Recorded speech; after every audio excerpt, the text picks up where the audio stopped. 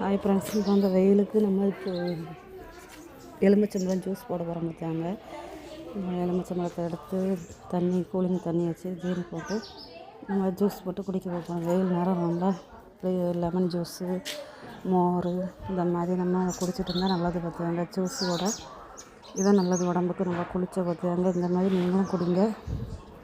இந்த வெக்கைக்கு பழைய கஞ்சி குடிங்க.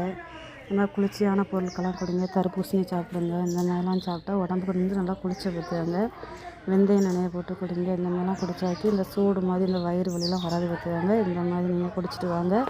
இப்போ லெமன் ஜூஸ் நாங்கள் போட்டாச்சு. இப்போ நாங்கள் லெமன் குடிக்க பார்க்குறோம். பார்த்துவாங்க நல்லாயிருக்கு.